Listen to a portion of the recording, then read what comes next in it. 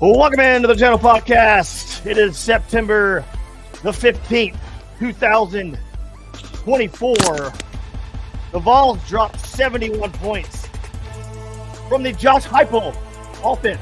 71 points, 71-0 to be exact, over Kent State. The defense holds the Golden Flashes to 0 points, as in nothing. Oklahoma is on deck, and we got our friends from the Shooter podcast on here. Ty and Bobby had some choice words in their podcast, some quotes that we're gonna go over here in a minute after we kind of do a quick recap of the Kent State game. But our special guests tonight, Bobby and Ty from the Shooter podcast. It's Oklahoma. It's Tennessee. It's this Saturday in Norman. Game day will be there. All eyes will be on that television set from across the country because this is a big game. This is a big game. And I'm very nervous. I'm very excited. But Austin is going. Austin will be there. Me and DR staying back at the house and watching the game. Ty, Bobby, will you guys be at the game? Yeah, so I will be there. Season ticket holder. I'm in Norman. Ty is actually located in Arizona now, so he will. Oh, wow. As far as I know, he will not be able to attend. Yeah, I will be unable to attend our game day to see us. Some would say upset Tennessee. I would say just beat Tennessee, but we'll get into that when we get into that. We will get into Las that. Vegas. We will get into that because that has to do with one of your quotes that I've got here. I got 4 quotes here that we're going to get into in a little bit. But we're going to start out real quick, a little quick recap over Kent State. Tennessee dominates them with a Josh Heupel offense, 71-0. He's only built this program up in the 4 years. Actually brought it back in 2. Yeah. But we'll get into that. 65-0 at halftime, not 7-3. 37-0 in the first quarter, 65-0 at half. But let's kind of dive into that real quick. What did you guys think of Kent State victory? I mean, Kent State's a really bad team. They're really, really bad. They're one of the worst teams in college football. They're the worst team in the entire country. I mean, they're 134 out of 134. They got beat by St. Francis the week before, and it showed. They really suck. That might be the worst team we ever see in Neyland Stadium. I mean, you get some bad FCS teams, but that one may be the worst. Nothing you can really take away from it. I honestly thought we might have played Nico a little too much. He took a shot in the knee when we were up 37-0. I was like, we don't need this. Thankfully, we put Gaston in pretty soon. And, we kept pouring it on. Even tried an onside kick in the first half, which I'm betting unnecessary. Maybe want to throw that on the tape for Oklahoma, just something for them to look at. Because that's really what you do in these kind of games. You just kind of, you're looking to run vanilla stuff and maybe give people something to worry about on tape. That's what good teams do, though. I remember being a kid, not a kid, but like in high school, around high school age, and looking at the TV, and it's like Texas versus somebody like this, and they're winning 77-0, and that just recoils in my brain from back in the day. I'm like, wow, Texas was really good. That's when they had like Vince Young and all them. Like Texas is so good. Like they put their foot on the gas and they don't stop. And when I saw that onside kick, I screamed out loud and I was like, bury them. I was like, kill them, destroy them, make them cry. Like Tennessee's had it so rough the last 15 years. I wanted to kill them. Yeah. And we didn't blow up opponents like that with the previous staffs. We kind of played with our food a little bit. But it's really funny. We offered them, I think 10-minute quarters and a running clock in the second half, and we're up 65-0, and they declined. Which, I respect it. Bold strategy. They were there wanting to play the game. I mean, you got to think that's a once in a lifetime opportunity for those kids. They played in a sellout crowd, 100,000 people at Neyland. They'll never get to do that. They'll never get to do that again. And nobody on that team is good enough to come play at SEC level. I mean, now I will say the center, he's a really good long snapper. If you could get somebody as tall as Yao Ming, then he could probably make it because my God, I mean, I thought he was aiming for the top of the goalpost. Yeah. Every big third down, he'd snap it over his head. It was like, I guess the crowd made him nervous. Nah, I think he had money on the game, so I appreciate that. Mm-hmm. I did, so I appreciate it too. So, Ty and Bobby, I'll get your opinion on this. When you see Tennessee, I remember watching the clips of your podcast from last week, and you said Tennessee's scary. They look scary. And one of your quotes was, "What they are, Tennessee." So this isn't like what we just mentioned. This isn't like previous years. Like this is not like Tennessee's a good football team. Like they are legitly good, and they're rolling into Norman this Saturday, and the game's what 7:30 kickoff. So as Oklahoma fans, you're watching Tennessee the first 3 weeks. What are your first thoughts when you see this start to happen with Tennessee? Are you just like, oh, they haven't really put anybody, or oh wow, this is like impressive? Well, I was on the side of that they're scary because I remember walking out of that Houston game, checking my phone because the updates were oh, it's kind of close, but Tennessee has an edge, and then it's just murder ball in that second half, and it made what was already a pretty bad performance against Houston a billion times worse because I'm like, oh my God, they're going to destroy us. So I can definitely tell you, I don't think they're the same old Vols. We saw those old Vols in a home and home series about 10 years ago, 2014. And look, to be fair, Butch Jones, not that was a bad era for sure. But I will say it is a marked difference, my feelings about those games, which were just like, all right, decent non-conference games. This feels like, we're facing one of the best teams in the country, let alone the SEC. Well, welcome to the SEC. Yeah. That's gonna be almost every week for you guys. So. Hell yeah. Baptism by fire. Yes. So Tennessee just sitting there, we've always been this good. We were never bad. Well, this is normal for us. We're used to playing. I found a Twitter account, No Context Sooners, and it was showing y'all schedule. September 21st, you play number 7 Tennessee. October 12th, number 2 Texas. October 26th, at number 5 Ole Miss. November 9th, at number 6 Missouri.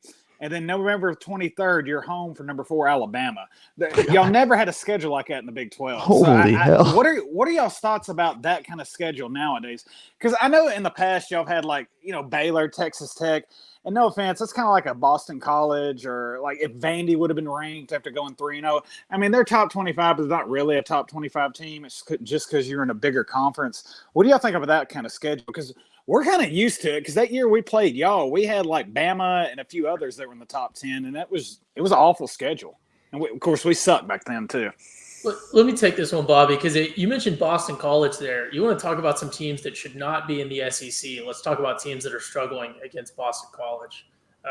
You want to talk about some sound bites? We got some ones on Mizzou. But, yeah, you're absolutely right. It does just mean more. I think Bobby is kind of just learning this a little bit more than I am. I went to high schools, played high school football, and grew up in Mississippi. So a little more familiar, I think, than he'd be to some of the crowds and stuff like that. But yeah, it's an absolute buzzsaw. And to go back to what Rainey said a second ago, that's when you have a team like Tennessee that's just blowing someone out like y'all were last week. It's Heupel actually had a really good quote during the game, and it's that our opponents are faceless and nameless. And it was really cold when he said it, when you're blowing someone out, but that's kind of the state that OU's at right now. When I look at that schedule going forward, our opponents are faceless and nameless because our problems are all very much internal. And we'll get into that a little bit more, depth chart issues and potentially some schematic issues and things like that. But yeah, it's certainly more of a buzzsaw than we've seen in the past. But I don't know that you could say that this OU team could comfortably handle a Big 12 schedule from 4 or 5 years ago even. So certainly some stuff to get into there.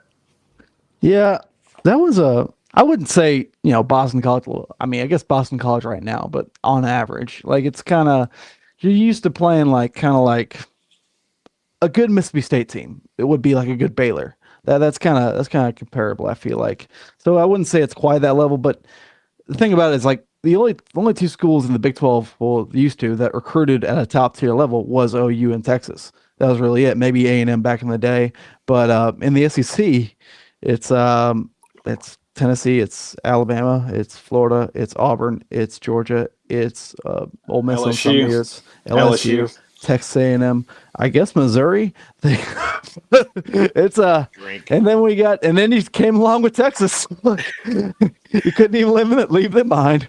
But South Carolina can even field some good teams on occasion. It's tough. Yeah. And I mean, that's the thing is when they released that schedule. So the whole SEC scheduling matrix with OU and Texas is they're like every team gets to play OU or Texas.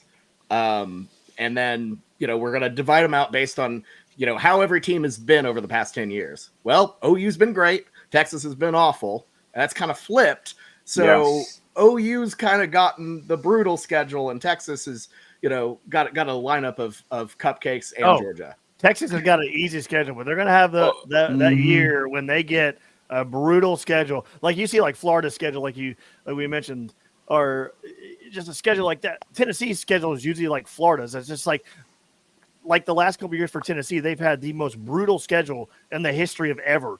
And it's just like you look at our schedule, you're like, oh my God. And then you look at Florida's schedule this year, it's like, oh my God. The Texas is going to get that schedule eventually. And you're going to have that schedule almost every single year in the SEC. There's no easy opponent. It's like death row. And the SEC pretty much eats each other alive. And they just beat up on each other. And it's just it's nuts, man.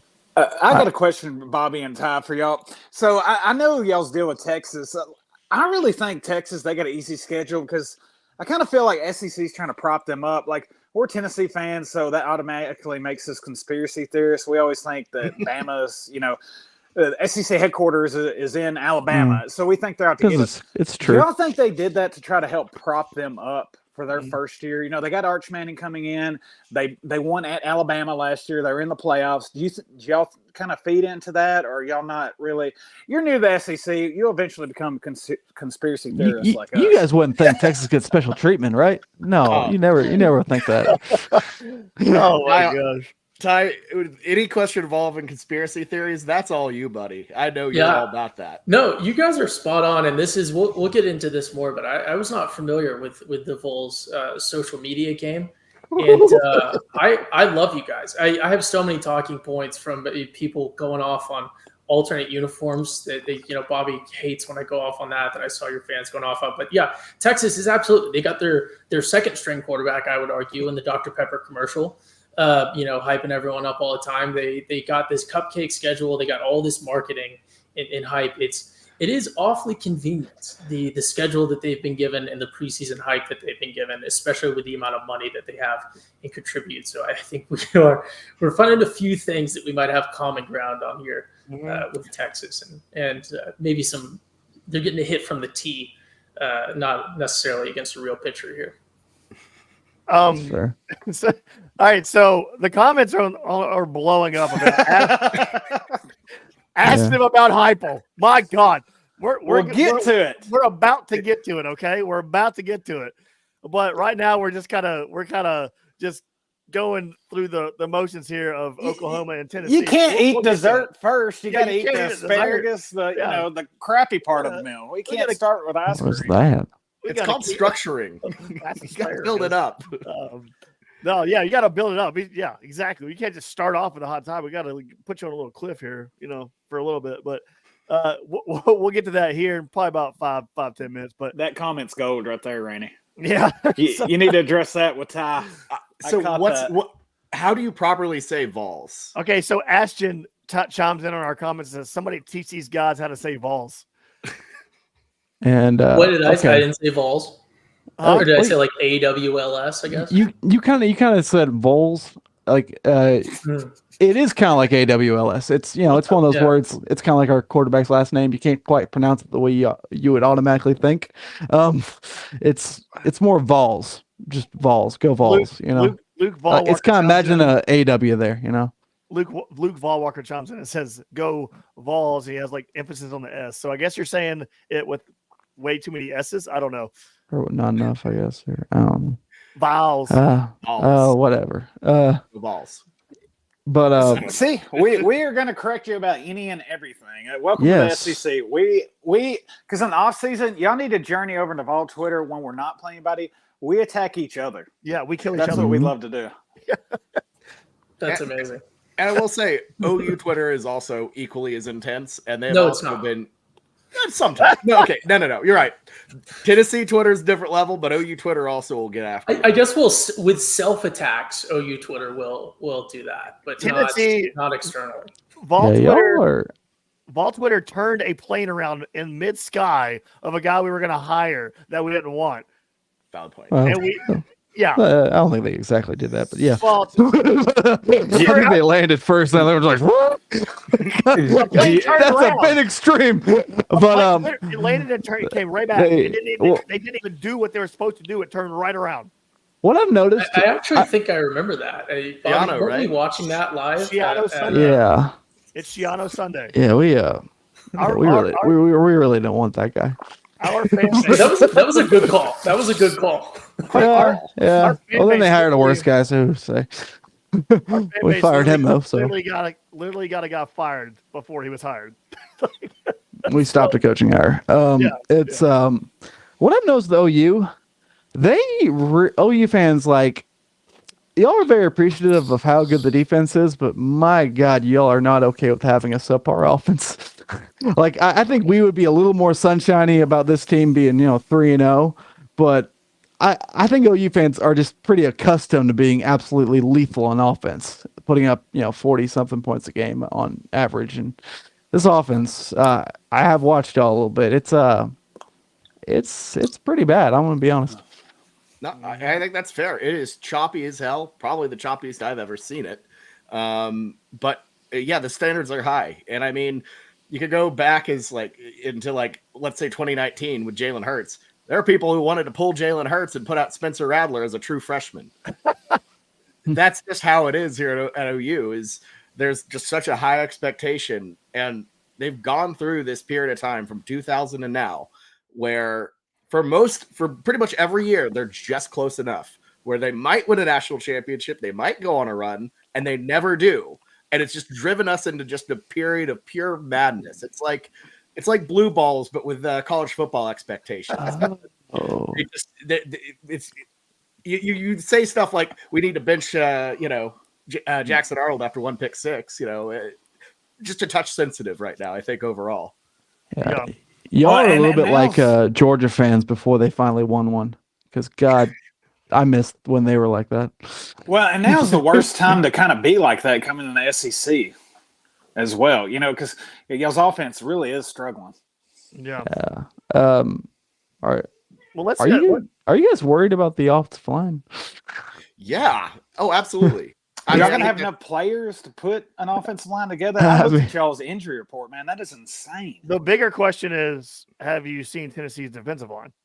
Yeah, and that's been one of my talking points. Is I obviously respect Heupel's offense, and I shouldn't say obviously. Clearly, we're on here for a reason. But no, I think what Josh Heupel and Nico are doing offensively is great. But to me, my biggest fear is that D line, of y'all's. Tennessee is just poised to wreak havoc on a guy who is young as hell, turns the ball over when he's pressured, and I just feel like it's a really bad fit.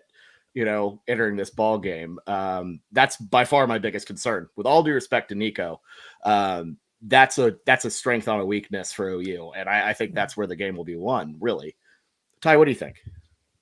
Yeah, I'm not super worried about our offensive line because they'll be sitting on the sidelines, not playing because we have our fourth or fifth string in there. But yeah, that was my main talking point as well. When we get into the matchup is Tennessee wins the game in the first 5 yards on both sides of the ball. We start to talk about y'all's offense. We'll look at some of the schemes and stuff that I've noticed there. But I know there was, I guess, some question marks with your secondary coming into this season and what they might be able to do.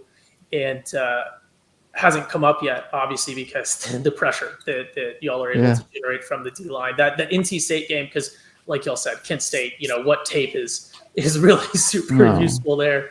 But that NC State game was very impressive, and I very alarmingly saw some quarterback play from NC State that might be pretty reflective, at least when it comes to decision making of what we've seen so far on the OU side. So yeah, that Tennessee D line is. I don't want to say the only thing on Tennessee's defense that I'm worried about, but it's such a big focus that you really don't need to worry about anything else because that's going to be your main problem. Your car's on fire. Is it really a problem that it's out of gas? Is basically how depends on gas prices. So what do y'all think Jackson Arnold's biggest problem is? I haven't watched y'all much. Is he not getting enough time back in the pocket, or is he getting out of the pocket too soon? What's his issue?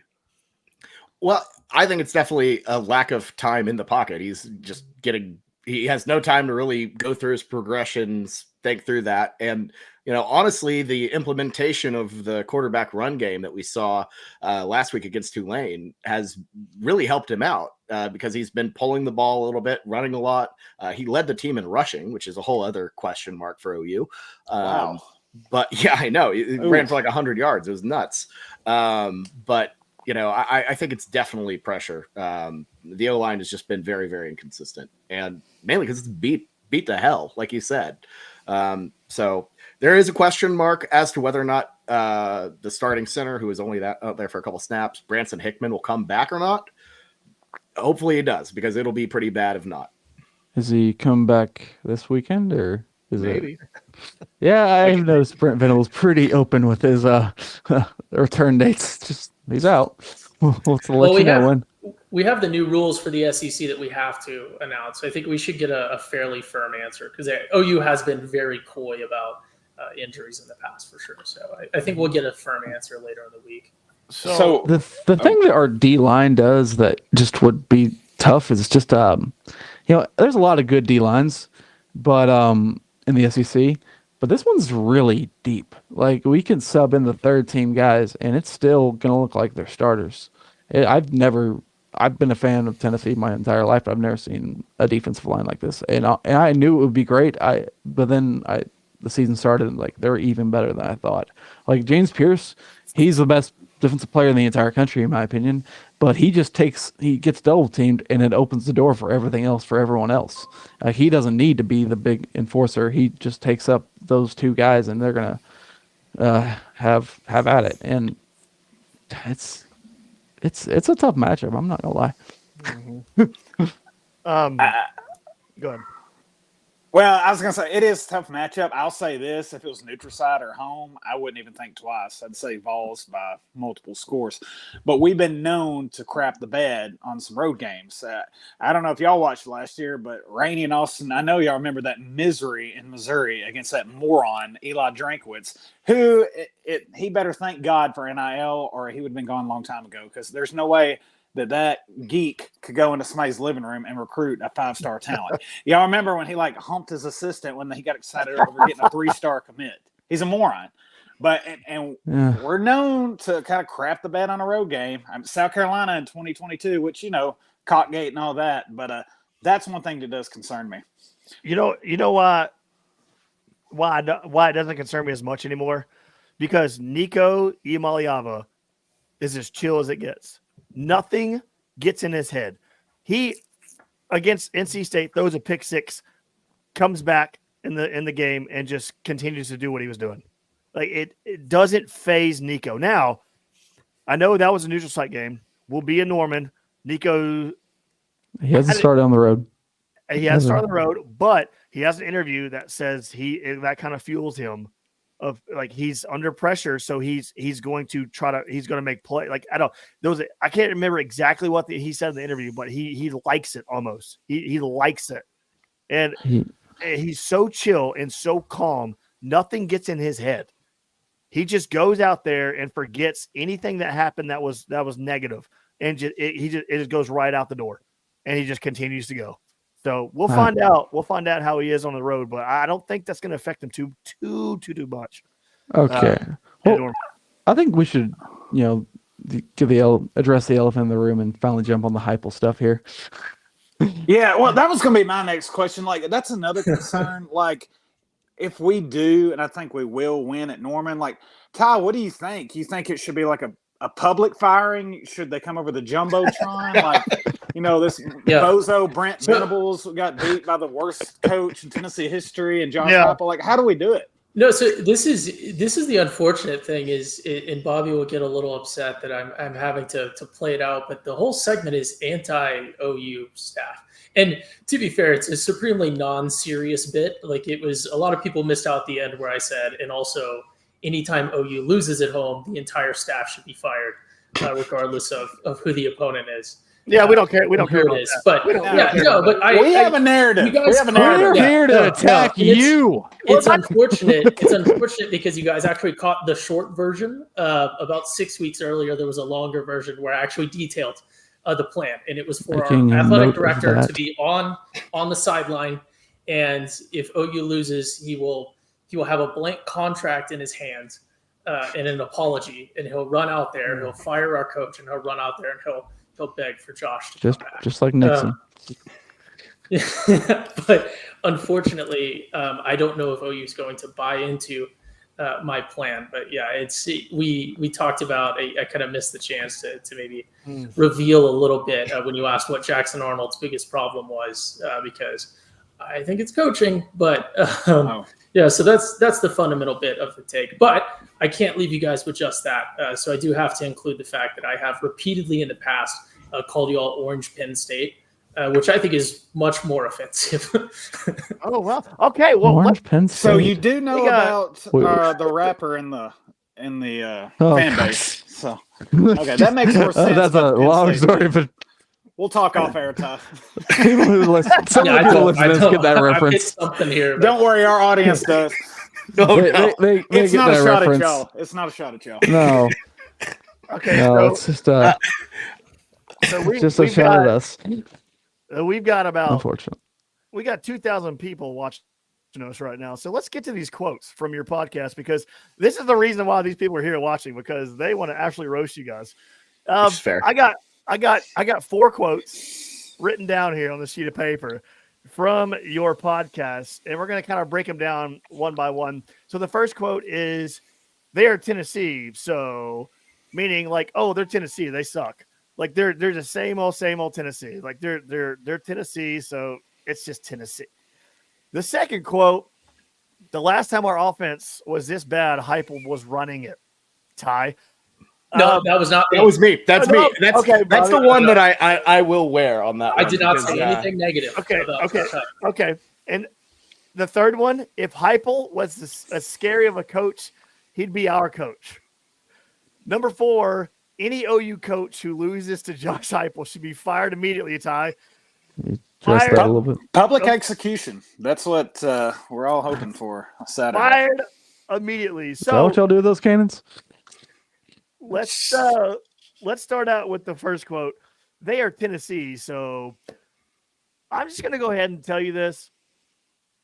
Tennessee is not the Tennessee you think they were. We've kind of already discussed this, and Bobby kind of gave his take. So we'll kind of move on to the second quote. "The last time our offense was this bad." No, hold on, Randy. I don't mean to interrupt. So is that the perception y'all have? It's like just Tennessee? Because I get you can't watch everybody play. Like, does that really what y'all think for the last 3 years we've had under Heupel? Is it's just Tennessee? So I'll say that I think the 22 season, we were like, oh, wow, look at Tennessee go. And, I think a lot of us were like, oh, we're so proud of Josh. That's great. We'll see if this is more than one season. And then last year was, kind of up and down. We heard a lot about Milton in the preseason. Oh my God. Wasn't that ideal? And my approach to it this year is I really like Nico. I want to see what happens with him. I'm not ready to call them like the next, like in the upper echelon of the SEC yet, but I think they definitely can be. And through the first 3 games, clearly they are. So our thoughts with it is like Tennessee's just kind of, they're like obviously a storied program, but where we're at right now, it's just, the jury's still out. But we're aware of our recent history. Yeah.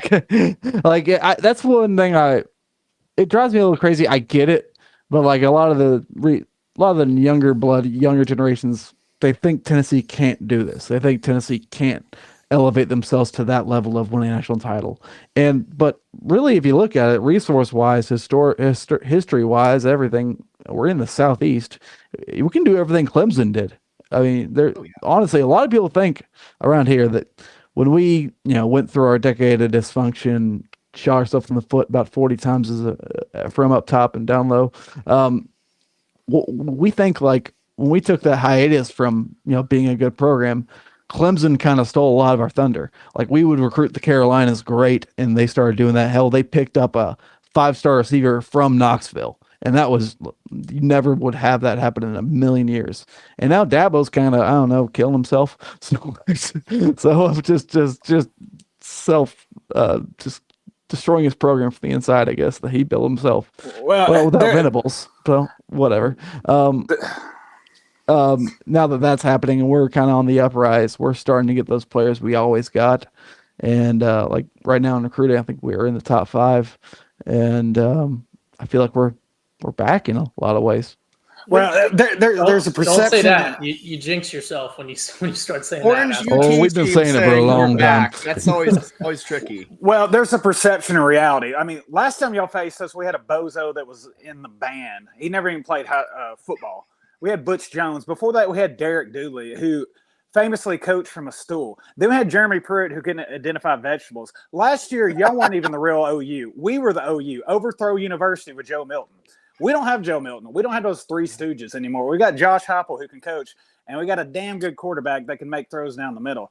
And I know Rainey and Austin, and I get it. Y'all haven't watched us over the years. I couldn't tell you much about OU, but we actually have a defense now. Like, I love the perception that Heupel gets being so pass heavy and a finesse team, because I know that's the perception I have of Oklahoma.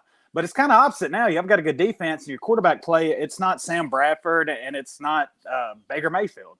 So it's funny, like, talking to other fan bases. But like I said, we don't have Overthrow Joe anymore.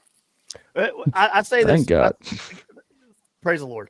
I say this all the time on this podcast, and our guys probably get tired of hearing me saying this, but I do the eyeball test.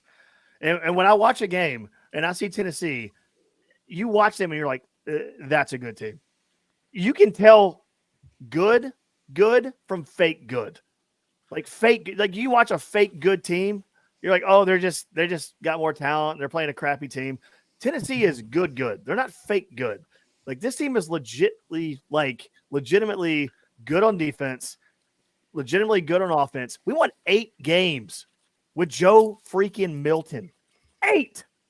The guy he couldn't, after the first drive, he didn't know where he was at. So Nico is so calm, so collective.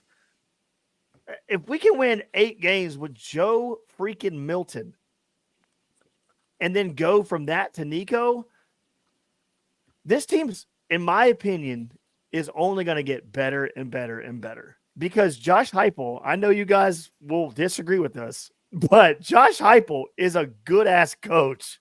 That dude can coach, man. He really can. And it's different being a head coach and an offensive coordinator. You don't have all the say over everything. Josh Heupel has always been a winner as a head coach. He's never had a losing season, not once. So I want to get to the second quote. The last time our offense was this bad, Heupel was running it. Explain that. Right. So first of all, Heupel back in 2013 and Heupel now, totally different. He has grown so well as a head coach, as an offensive mastermind. He is much better than the versions we saw, towards the end of his tenure. Now I do know, I will say, y'all know your lore about what happened at OU, because I will say I do forget the little bit about Bob Stoops telling him to run the read option, and then immediately going to a spread offense guy in Lincoln Riley, who I will say was objectively better than Josh Heupel at the time, and I would say still probably is. But I will say, I don't know. Caleb Williams last year, he had 7 wins. He was Bobby's a Bears fan, so don't talk crap about. No, not a Bears fan. Not prayers. I hope you like getting handed wins. Do you paint your fingernails, Bobby? Do I what? You paint your fingernails? No. Oh, okay. I'm not a Caleb guy. Not really. Although I'll never forget what he did at Red River. I thought it was beautiful. Because we put mayonnaise in our coffee, so you got to be dedicated. We are joking. We do not. This is we're struggling with that actually.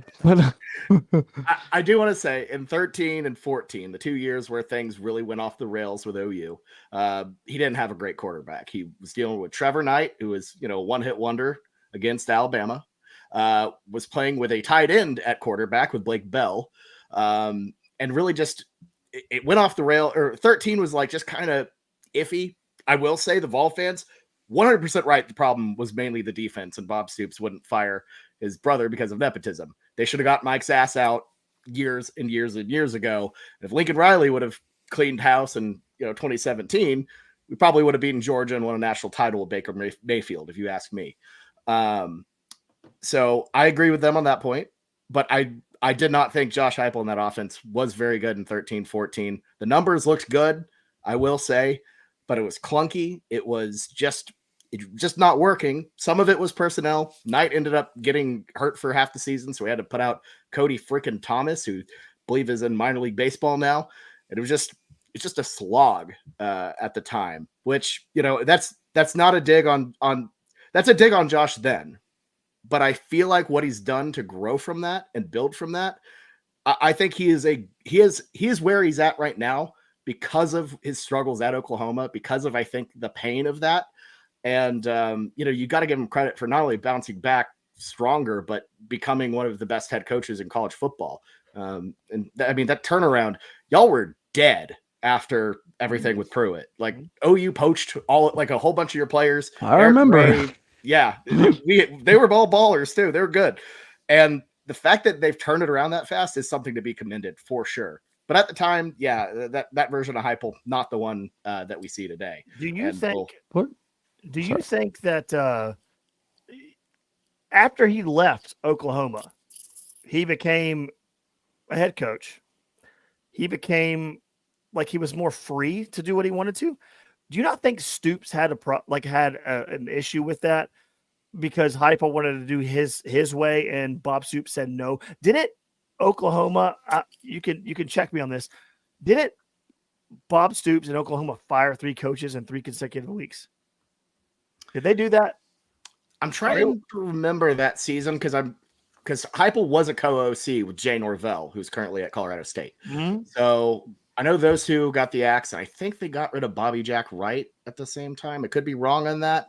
It's been 10 years, and I was a freshman in college then, so busy with a lot of other stuff. It was a bit of a cleaning house, and Stoops notoriously really didn't fire people. So that was definitely one of the bigger. I believe in his autobiography, he called it the worst day of his life. Or the worst day of his coaching life was firing Heupel. He clearly rejects it, or not rejects it, but regrets having to do it. It clearly hurt him, but yeah. I will say, sorry. No, go ahead. No, I was just going to say real short. I think it would be hard to point to a lot of situations or any sort of pattern or case where Stoops didn't let someone implement, right? Like you're talking about, we had Mike Leach as an OC under Stoops, and he let him do, everything that he wanted to do.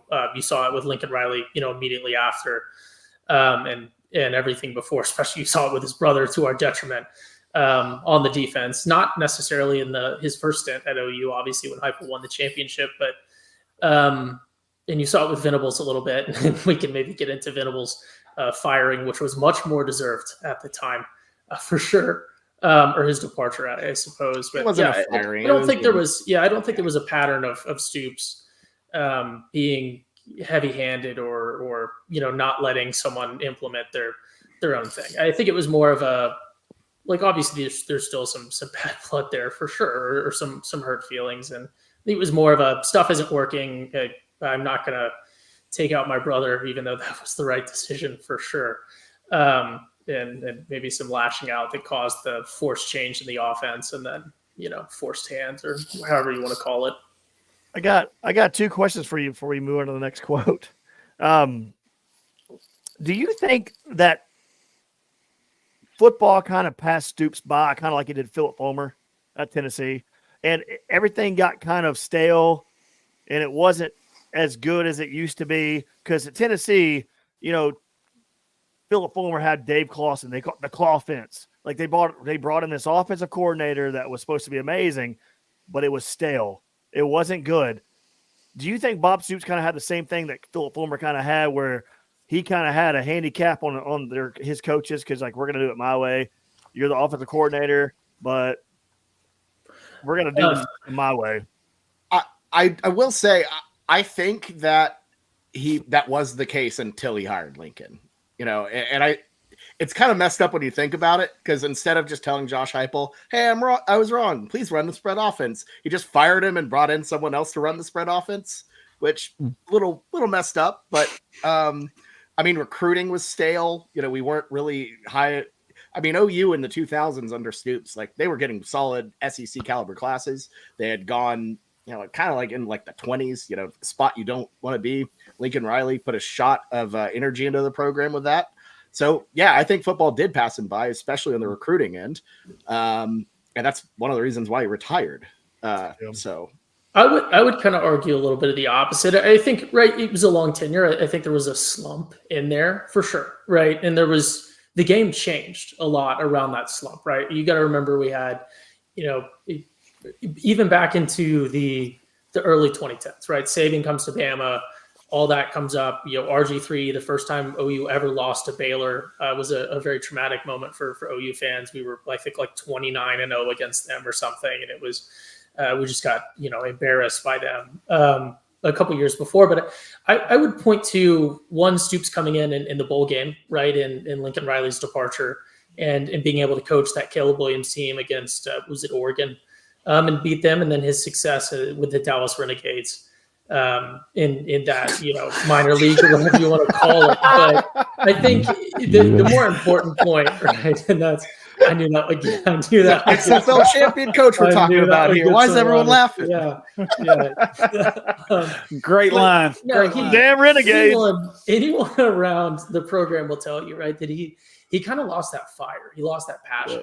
I remember, or like Bobby said, our freshman year of college, I was in ROTC for the Marine Corps, and one of the traditions for the OU Texas game is that the ROTCs from Texas and Oklahoma run the balls 200 something miles, depending on the campus, down. And the coach comes in the morning and hands them off before the run. And I remember that was the first time I met Stoops, and he just wasn't like he was on TV. He was obviously a little early in the morning, but just didn't have that fire, didn't have that passion. And you hear it from a lot of people around the program. And then it was almost like when you see a president out of office, he instantly looked 10 years younger the second he retired, and super happy. Now, if you run into him out in Norman or out in town or wherever you may run into him, out in Dallas, out on vacation, you would swear that he's still 10 years younger than he was when he retired.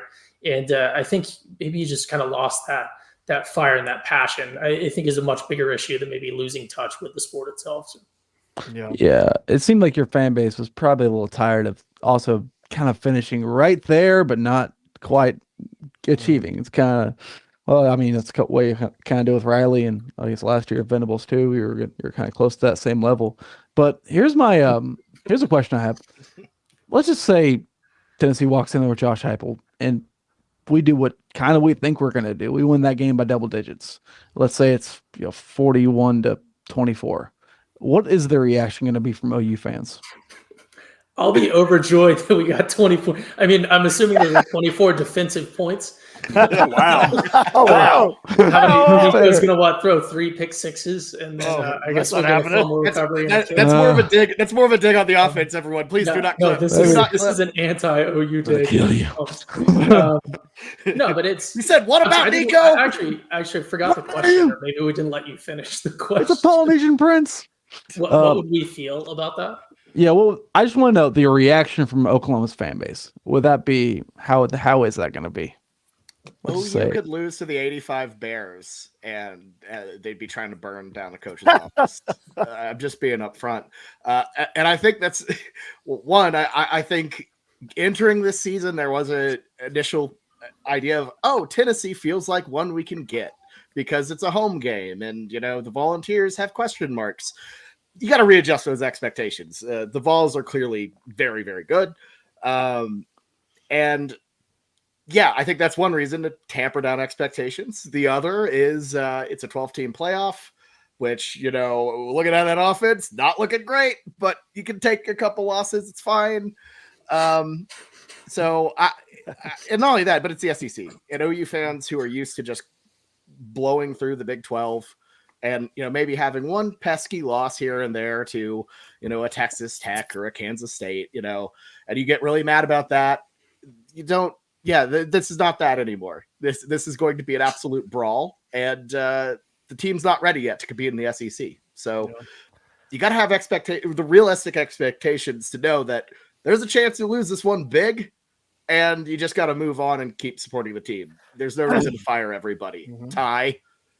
Yeah, Donald brings up a good point that dovetails into the end of what Bobby said there. And this is a personal fear of mine, and y'all kind of touched on it with the Stoops thing, right? Like, my biggest fear for OU is that we build a system that is just good enough to beat the people that we're supposed to beat, but we never win the big games. 49-0 against Texas, Venables' first year, sticks in my mind, like it gets under my skin like no other, right? The worst loss ever in the history of Red River for OU. It's constantly bothers me, right? Rebuilding season, whatever. But my biggest fear is that we're just good enough to not get rid of anyone or not have justification to get rid of anyone, but we're not good enough to ever win the conference. No one expects to win the conference constantly like we did in the Big 12, but we should be able to compete, right? If it were up to me, I would love an LSU style system of just being amazing out of nowhere and then roller coastering the whole time, because they've won 4 national championships since 2000 with 3 different coaches, or maybe 3 national championships. I'd be much happier with that than just permanent kind of good mediocrity. And that's kind of that's a fringe opinion. Some people are like, no, 10-win seasons forever. If we squeak in, we squeak in, right? I can understand that talking point as well. But I think this is where we start to see what we're going to be able to expect from Venables. And there's a lot of caveats. There's a lot of people out, a lot of everything else. But I'm big on head coaches being the guys primarily responsible, right, for recruiting, and then also recruiting and developing their staff under them. And that's where I really start to see some red flags that really alarm me. So I think Venables is a great head coach. I think he could be a great head coach long-term, but I'm very, very questionable with who we hire as coordinators, and we can kind of get into that a little bit more. But this will be where we start to find out. Well, you compared us to like Penn State earlier, but you just described yourself as Penn State. That's what Penn State does. They beat Indiana and those smaller tier schools, and then they lose to Ohio State and Michigan. Exactly. I get what you're saying, because that's kind of how Butch Jones was. Now, Butch Jones last year, he went winless in the SEC, but like we were beating Kentucky. Sometimes we beat Mandy, but we're getting murdered by Georgia and Alabama. So I get that. Exactly. That's frustrating. Yeah, no, that's I was going to say that was kind of the genesis of that take. Is I don't really watch a lot of ball, and I just know big expectations for Tennessee, and then never beat the Bamas and the Georgias, and that's kind of where that came from for sure. So we're on the same page. I will give you all some advice here, though. It's like, I know that you get sick of that finishing, 10 wins, but you didn't get anything. But I will say, if you fire that guy and make a bad hire, it can really spiral. Like, I don't know if you know this, Tennessee used to be good a lot. And then then we fired. I'm not saying firing Bowman was the wrong move, because I think we kind of had to fire him, but you didn't obviously make the right choice. Well, Kiffin's still around, but he wasn't. He was only there for a year with us, and then we hired a really bad coach. And that's when you start, things start piling up. Like, look at Florida. I mean, they hired Dan Mullen for that. So it can go one or two ways. Or you can be Georgia, and you move on from the guy, and suddenly you're the best program in the world.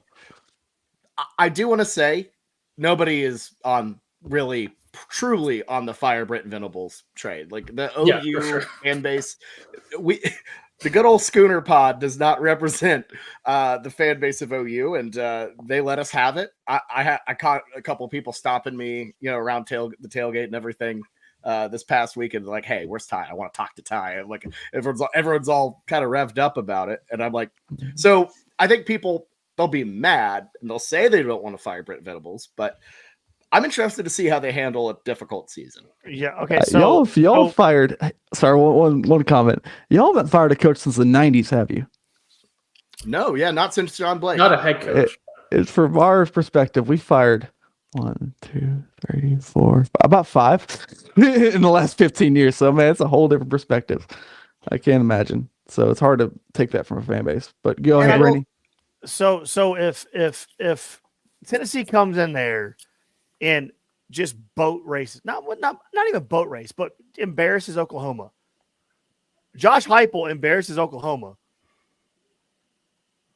Ty said it. It's a fireable offense. Yeah. Well, so all joking pieces aside, right? I think, like Bobby said, you'll see the infighting from the fan base right away, right? It'll be a hard pill to swallow if look at it like a movie trailer, right? Like from the guy who brought you a loss in the last ever Bedlam series and the worst ever loss against Texas. He now brings you the biggest national embarrassment in the history of the program at home. That will be a hard pill to swallow, right? But it is. We're still building. We're not on target for where we wanted to be.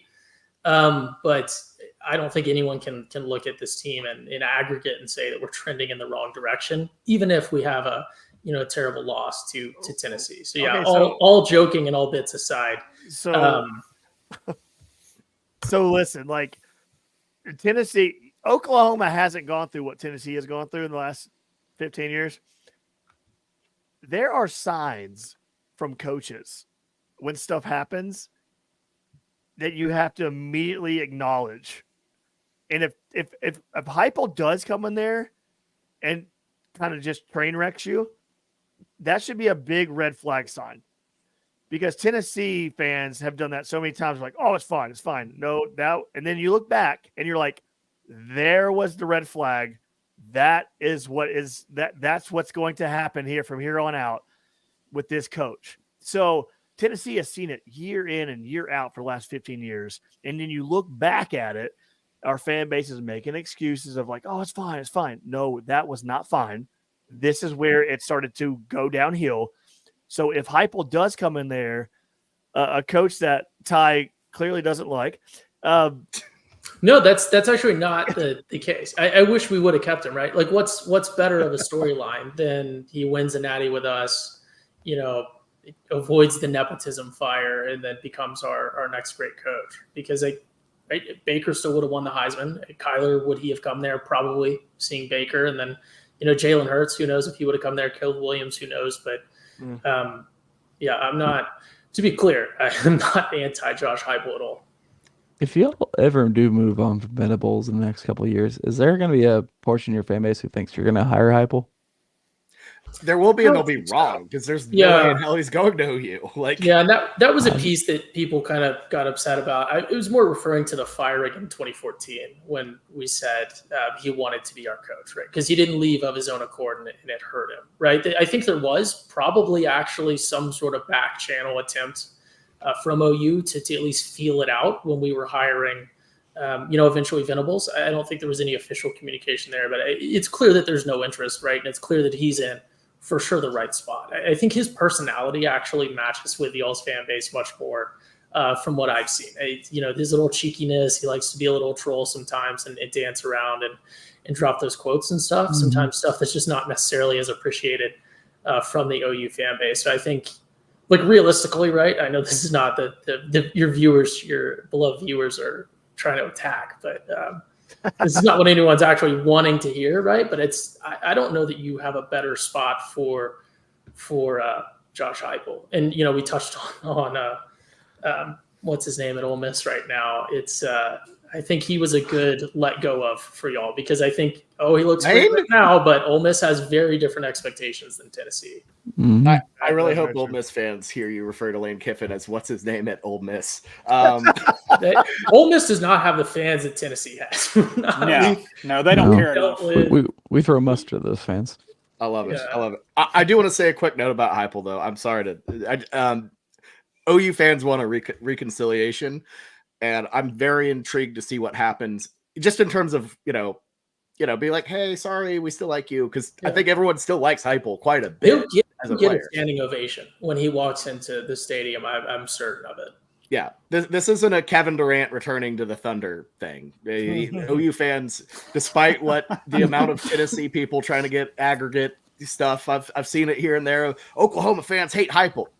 Just because Ty said something dumb does not mean the whole of Oklahoma fan base hates Heupel. And I've got a few people texting me, Ty, so I'm going to go ahead and call you out. So they think, I kind of see where they're getting this. So are you backtracking on the Heupel thing because of like stats and things so it's out there? Or right, and Bobby and I wanted to present a united front here, but fundamentally it's be divided. That's what gets views. I'll send you guys. We wanted you to come here and be a bunch of assholes. Yeah, no, I'll send you guys some longer versions of it. But it's fundamentally it's supposed to be a catch-22 for OU fans. I did it a bunch when we were doing the preseason rankings. I said, well, if you have Oklahoma higher than Tennessee in your preseason rankings, then you better support Josh Heupel or something like that, because why not? Is he our coach? I'm getting kind of tied up on myself here, but it's supposed to be a catch-22 of, oh, you're scared of Tennessee, then why did you run him out of town kind of thing. So it's easy to get confused, but it's supposed to be more of an internal jab, which is why it came up in a game where we scored 14 offensive points against Houston. Y'all were putting on a clinic. And excuse me if I'm wrong, but no Heisman's for Tennessee yet, correct? No. Yeah, so I think he for sure is going to bring y'all. Yeah, he's going to bring y'all your first one for sure. So you're talking about what you did against Houston, and again, I haven't watched y'all's games, and I plan on watching the Houston game.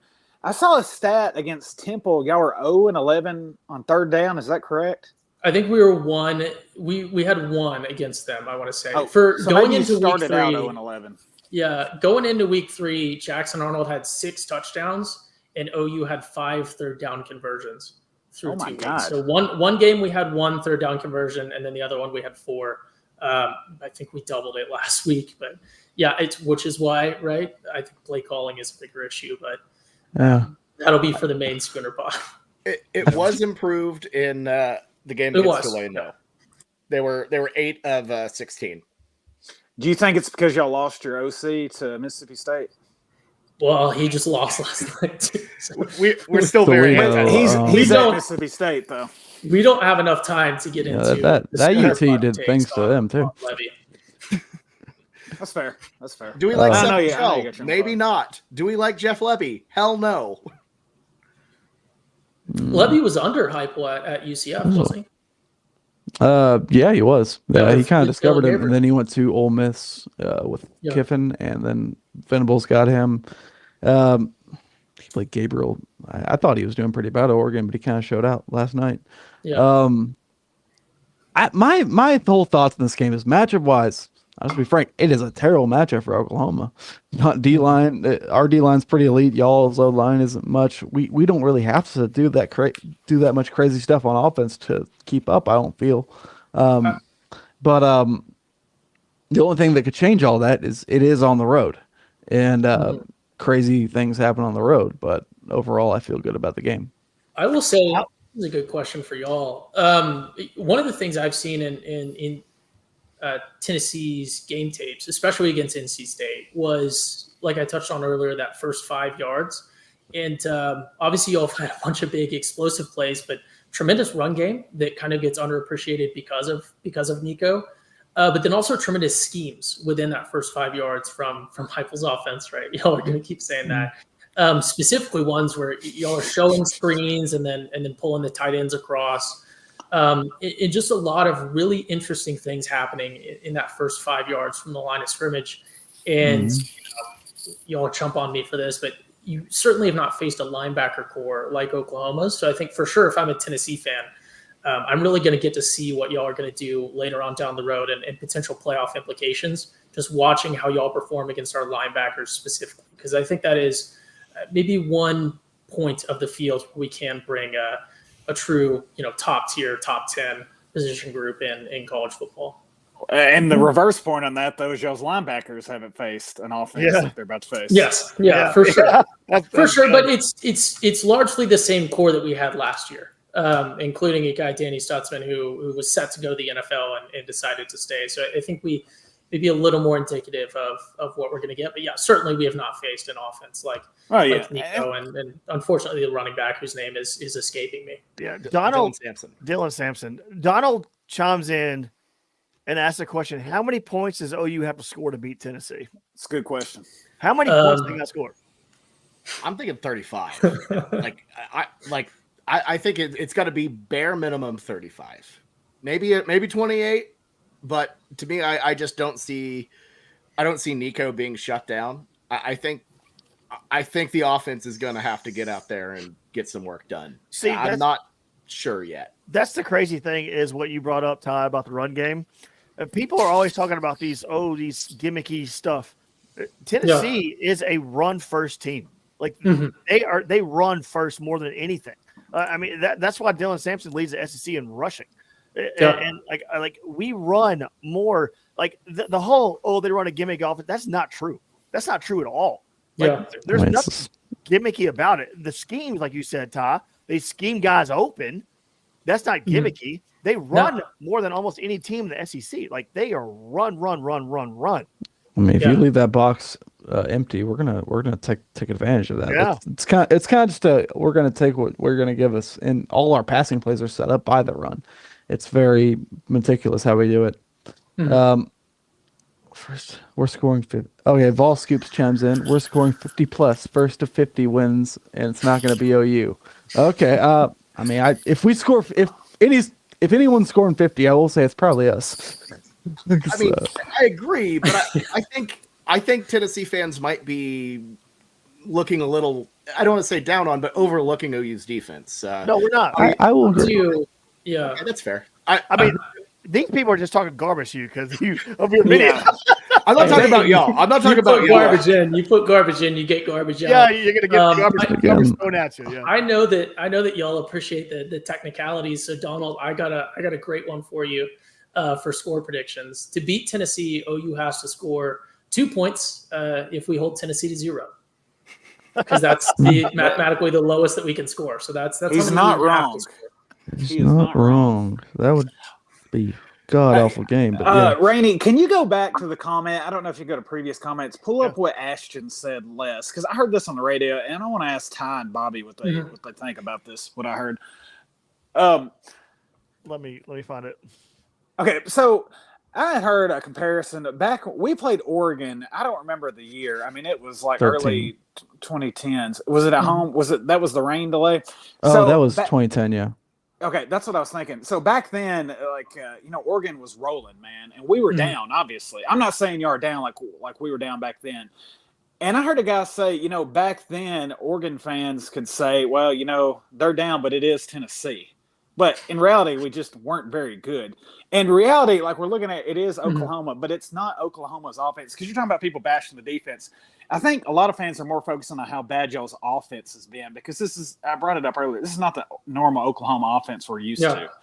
So, I don't know. Do y'all think, again, that goes back to perception and reality? Like, do y'all think y'all are clinging to hope that y'all are Oklahoma and y'all are at home and that gives y'all a chance? I mean, I think the home factor is absolutely a big thing. If we're trying to, as OU fans, when we're thinking about the way OU wins this game, the crowd has to be a big part of it. And I think that's definitely I think that's a big aspect because what we've seen in these past 3 games has not been great. It comes out of the crowd for one, and 2, hoping we can get some key pieces back injury-wise, specifically in the wide receiver core. There have been guys who have been close to playing. They suit up, never actually get in.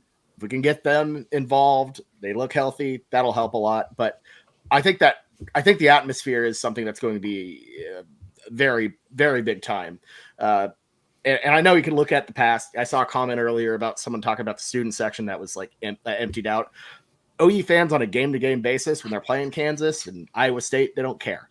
But for a Tennessee, for the SEC schedule, that's what people are fired up for. This is going to be an insane atmosphere, and it's, I think, going to be, if OU wins this game, I think it's going to be the thing that turns the tide and, forces Tennessee into making some mistakes.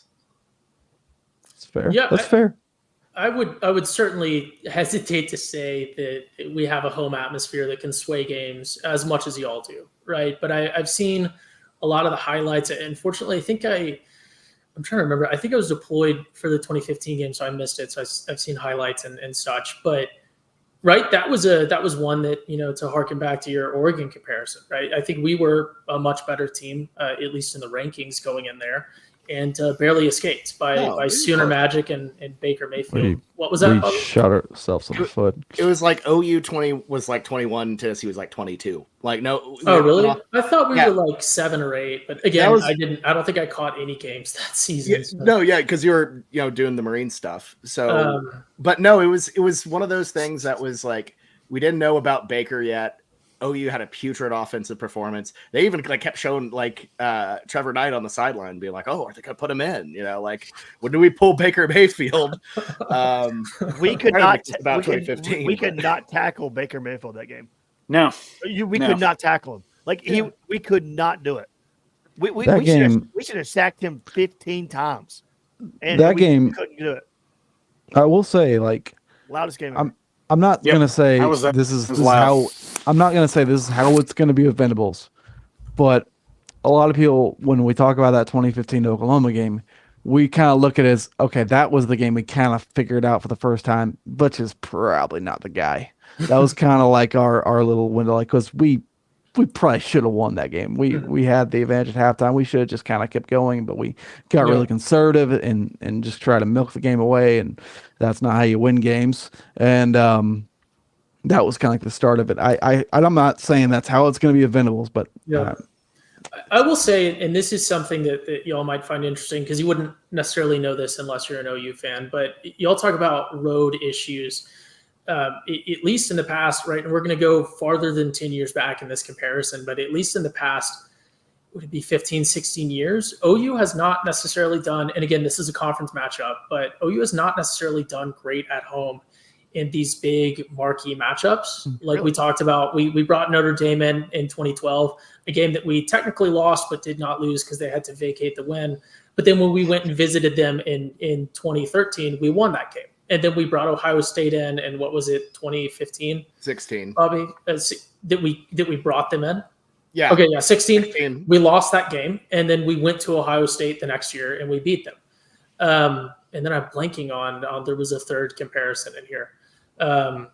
Who was it? Notre Dame and Ohio State. Either way, though, we have not done well in these big matchups at home sometimes. So there is certainly a worry there, but I think I'm relying much less on home field advantage and more on maybe Tennessee look ahead, maybe what Nick Saban would call that rat poison, thinking we're so great, everything we do works, and maybe some Sooner magic, especially on the defensive side. And then offensively, hopefully getting at least one of our top receivers back to kind of at least prevent y'all from triple covering our only competent receiver that we have on the field. Yeah, well,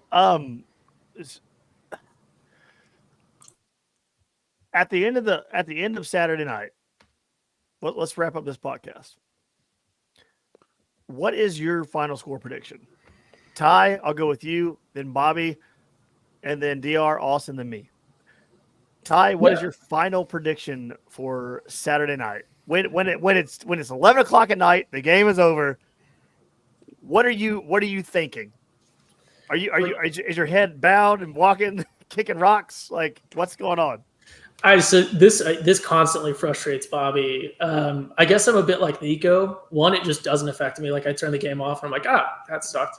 I just I envy you, Ty. I envy you. But yeah, look, you're not going to get me to come on a Tennessee pod and say anything but OU winning. So give me 42-35 OU. I have no idea how that's going to occur. But you're not going to get me. Y'all have got me on the record. You're not going to get me on the record. I don't care if I'm going to go ahead and defame myself here. It's going to be used against me in a court of law. Give me 42-35. We will. I don't know how I'm getting to that point number. It's just one that I know is scoregami mathematically possible. So something happens, Sooner magic. Maybe we have no run game, so rain won't help us. So hopefully it doesn't rain. So Ty, I don't know what gets us there. If Tennessee comes in there and ends up winning, I am going to crop that clip that you just said and put it all over Twitter, and you're going to get absolutely roasted by our fan base. Ty's going to be once again. Hope you get those Twitter payouts because they'll be high. The more FaceTime I can get with y'all's fan base, the more I love it. Because, like I said, attacking alternate uniforms, I've never heard anyone spew my hate from Mizzou within the OU fan base until I met your people, and instantly I love them. The Florida hate, there's so many things. So whatever I have to do to get more FaceTime, because I know I will be assimilated into the culture very soon, and we'll have a very different podcast a year from now. So. Ty, you're probably the most famous Oklahoma fan in Vol Twitter's eyes, don't you think, Rainey and Austin? Oh yeah. Besides Josh Heupel, yeah. Yeah. Oh man. Yeah, he sounds like he's really going to be a big fan of y'all after he gets a W over y'all. Yeah. Hey, maybe that's what it is. Maybe he comes in, he realizes, oh my goodness, this is home, and he throws his headset off and he runs over to our booth and he takes over our offense. Maybe or he kicks your ass and runs to the microphone and talks shit about your whole university and walks out.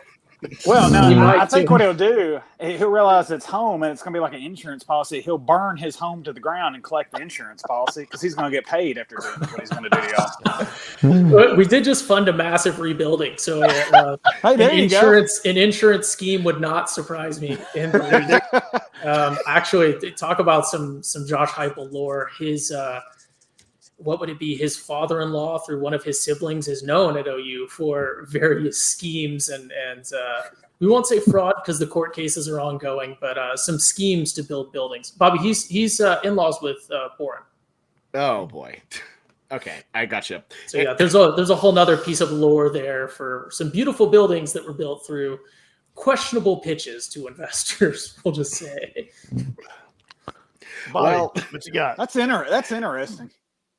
Yeah, look, I'm with Ty. I can't go on a Tennessee podcast and pick the Vols. I just can't. I would do the same. I don't blame you.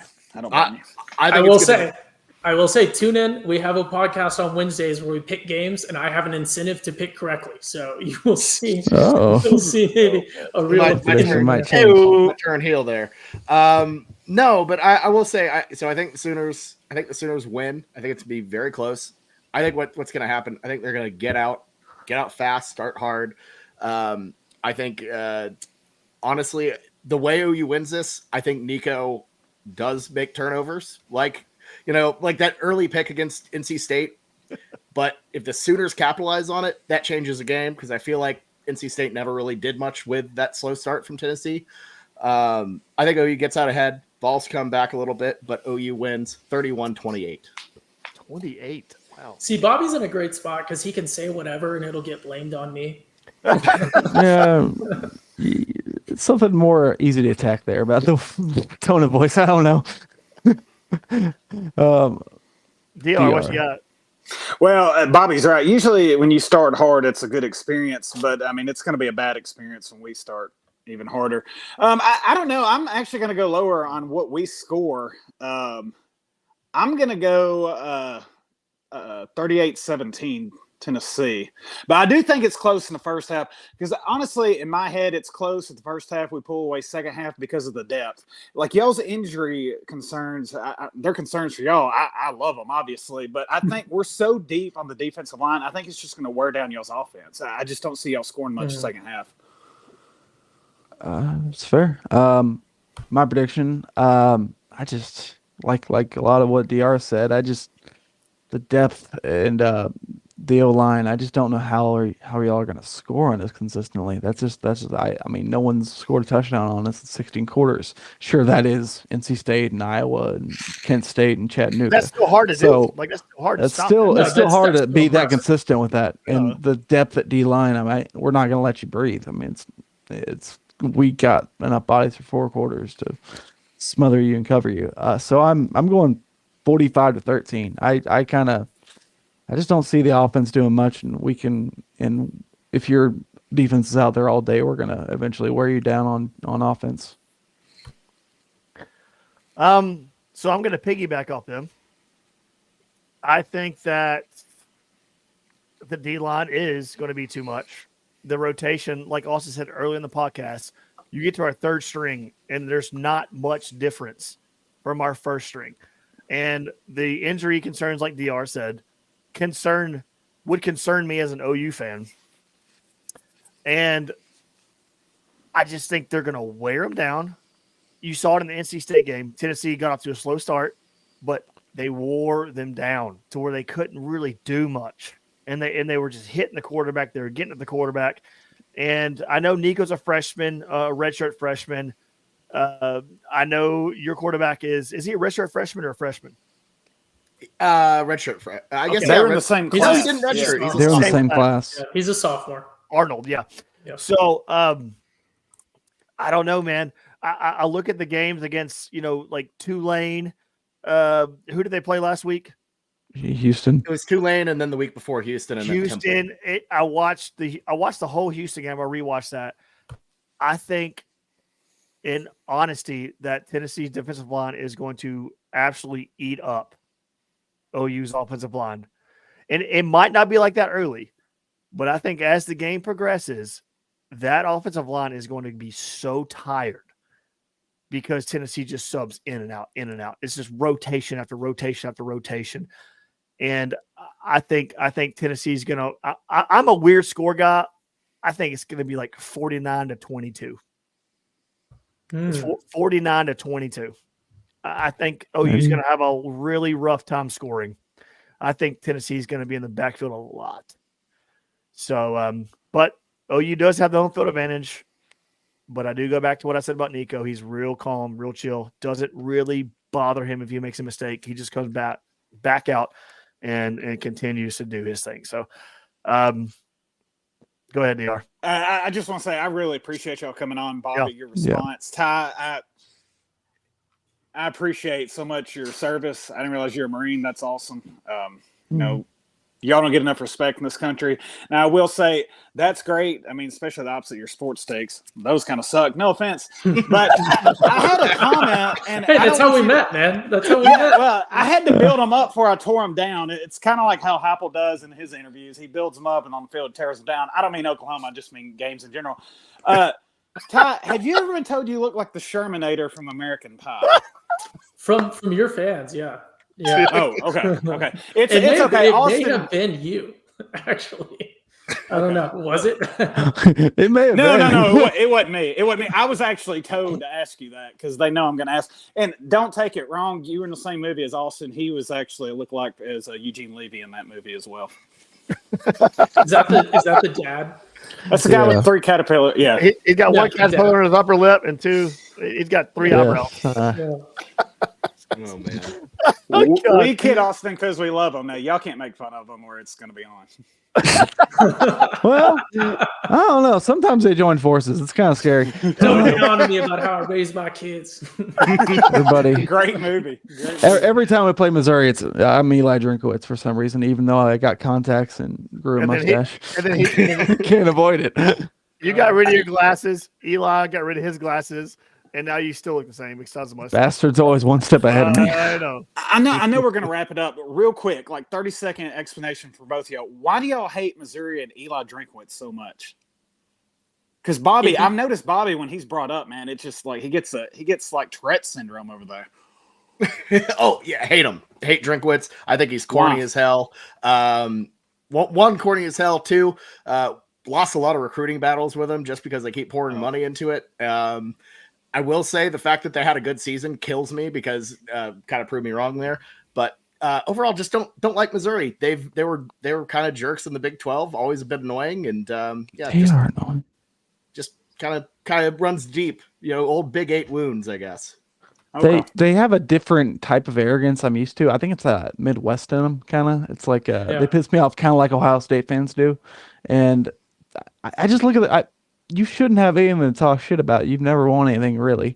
I mean, I know.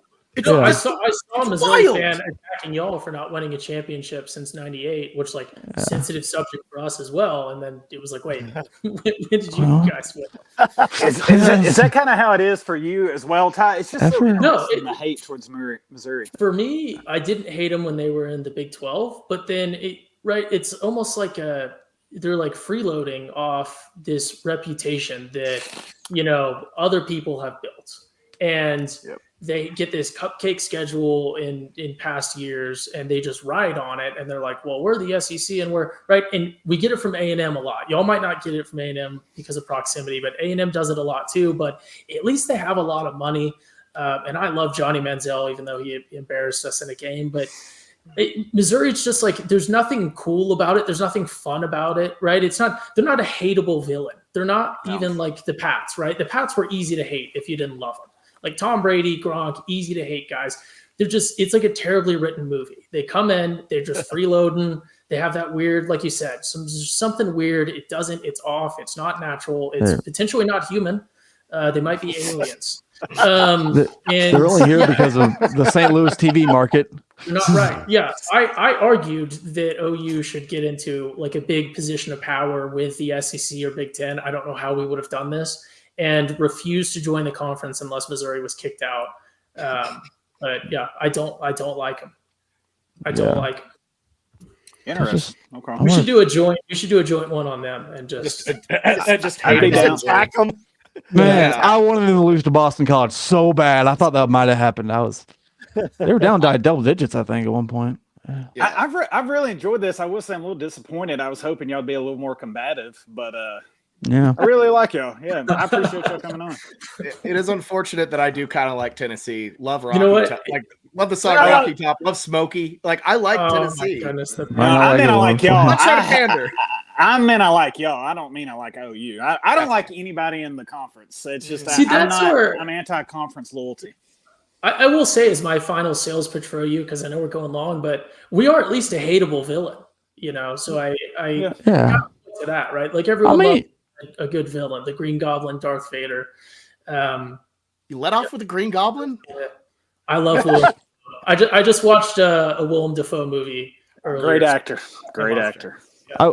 I mean, I will say it's natural for us. You are a blue blood. I'll give you that. I mean, OU's never bad. That's one thing about OU. That's except for the 90s. Yeah, except for the 90s, which is exact opposite for us. That was Tennessee died, so OU golden era of Tennessee football. But so I do think you'll fit in well. I don't agree with Cowherd and that you're going to turn in Nebraska. I don't agree with that take. You're right there with Texas. Or you're right there to recruit Texas. So it's kind of hard for you to turn into that. Well, Nebraska, they can't exactly do that. But yeah, I think it's going to be. I do think there is going to be a few-year adjusting period, so where there is no breather. It's like in the Big 12, it'd be like big game. We don't really have to be that great to win these games, but it's going to be like big game. Like this, like on normal years, this is actually really tough, but it's not that tough this year. We play Florida and Bama back to back.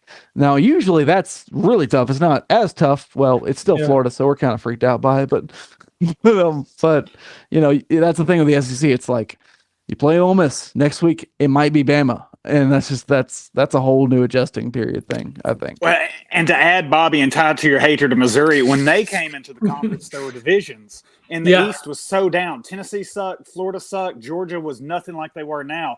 And they won the East 2 years in a row. But again, that would not happen in a million years the way that we built back, and Georgia's just unstoppable force right now. So add that to your hatred of Missouri. Yeah. Mm-hmm. All right. Well, Bobby, Ty, appreciate you coming on. It was fun. I do agree with DLR. I wanted to really get an argument, but you guys just turned into nice people all of a sudden. Sorry, guys. All of a sudden. No, freaking screw you. Screw both of you. We're done. Oklahomans, you're too nice. Ty's a patriot and a patronizer. Oh, God, we're still live. We're still live. Everyone go back to the fighting. That's right. Yeah, man, thanks for y'all. Thanks for coming on.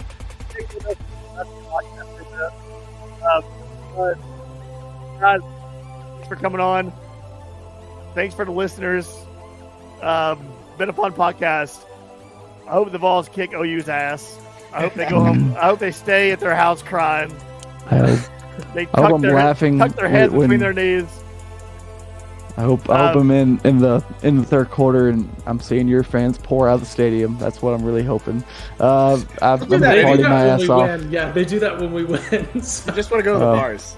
We do that too. We do that too. I left at halftime last night. I'm not gonna lie. It was 65 points. So yeah. Well, all right, guys. Thanks, good night. Go Vols. God bless. Peace out. Boomer Sooner. Mm.